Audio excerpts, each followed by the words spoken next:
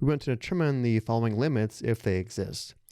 Notice all the limits involve the same rational function, where for the first limit x is approaching -7 from the right or positive side, for the second limit x is approaching -7 from the left or negative side, and for the third limit x is approaching -6, which means we need to approach -6 from both sides. Let's determine these limits by analyzing a graph as well as a table of values. So I've already graphed the rational function here on the right. For the first two one-sided limits, we are approaching x equals -7, and therefore let's sketch a vertical line at x equals -7. For the first limit, we have the limit of the rational function as x approaches -7 from the right or positive side. So we're approaching x equals -7 from values greater than -7, or from this direction here.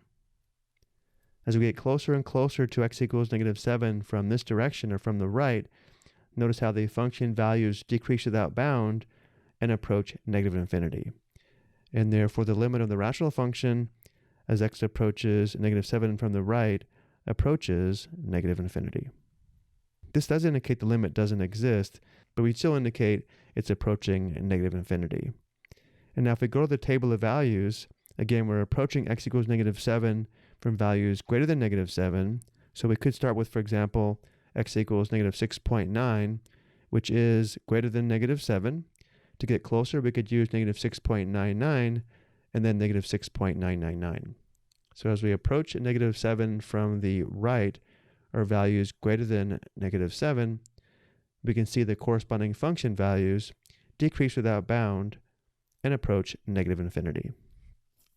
More analytically, as x approaches -7 from the right, x plus 2 approaches -5, and the denominator approaches 0, but it approaches 0 from the right or from positive values. So a value approaching -5 divided by smaller and smaller positive values does approach -infinity. Next, we have the limit of the rational function as x approaches -7 from the left or negative side. So now going back to the graph, we're approaching from the negative side or left side, which would be from this direction here, from values less than -7. We can see the function values increase without bound and approach +infinity. Going back to the table, we start with a value that's less than -7, for example, -7.1. Getting closer, we can use -7.01, followed by -7.001. So as we approach -7 from values less than -7 or from the left, we can see the function values increase without bound and approach +infinity. Another reason why this approaches -infinity is because the numerator approaches -5 and the denominator is approaching 0, but now it's approaching 0 from values less than 0.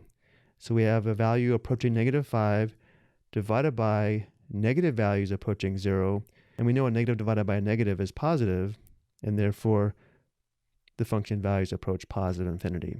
And then for the last limit, we have the limit of the rational function as x approaches -6. So let's go ahead and sketch a vertical line at x equals -6. Notice the function is continuous at and around x equals -6, which indicates we can determine the limit by performing direct substitution.